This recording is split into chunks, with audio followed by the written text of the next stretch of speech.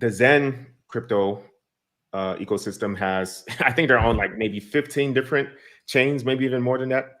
Why did you choose? Why are you thinking of choosing to launch on X1 and Avalanche or Optimism or all these other ones?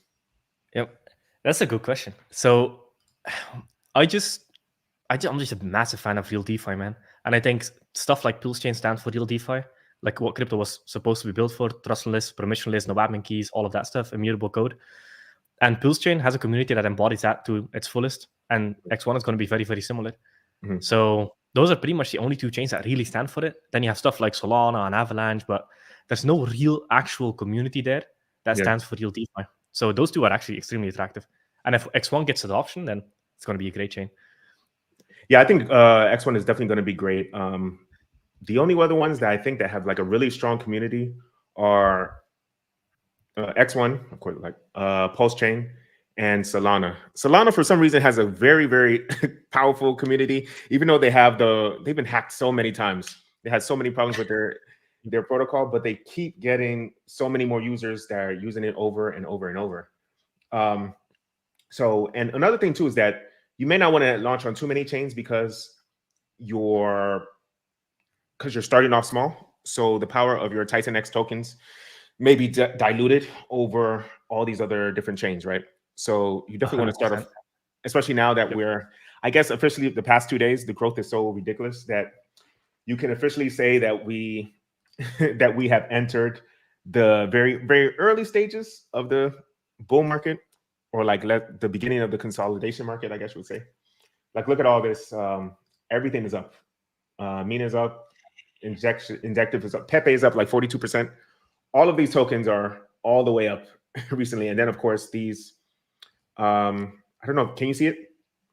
Yep, I can. You can? All good.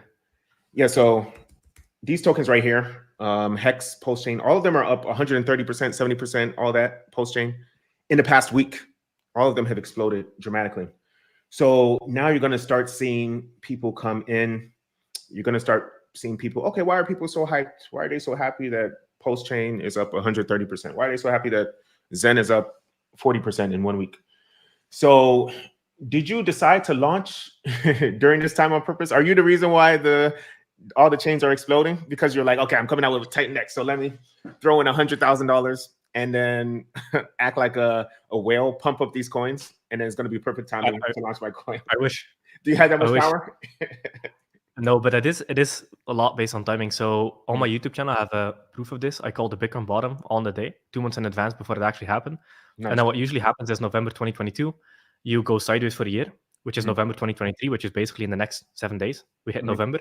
So the cycle is just playing out the exact same way. So launching now when it's the end of bear, start of bull is the best possible time ever for a project to launch, because you get none of the bear market and all of the bull market. Yes.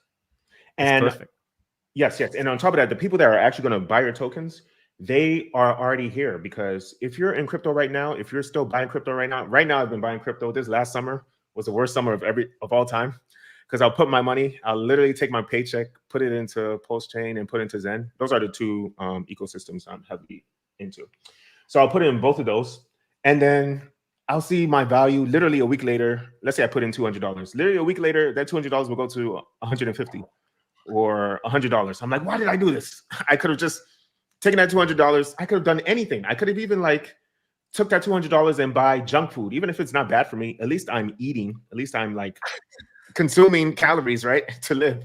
But I put the $200 in. But it's almost that it has to be a mentality thing, that what you're going through right now is an investment in your future. It's just like even going to the gym. You go to the gym, it sucks. You're tired running, you're sweating. It takes a lot of hours, but eventually you're going to become stronger. Or you're studying for a test. You put money. You spend a lot of time. You spend hours upon hours studying for that test instead of watching TV or hanging out with friends or anything like that. And you're like, oh, it feels like a loss at the beginning, but it ends up being worth way more than that 1 hour or 2 hours that you sacrificed at the beginning. So now we're seeing ourselves kind of, sort of, start to see the benefits of what we're doing. Hell yeah.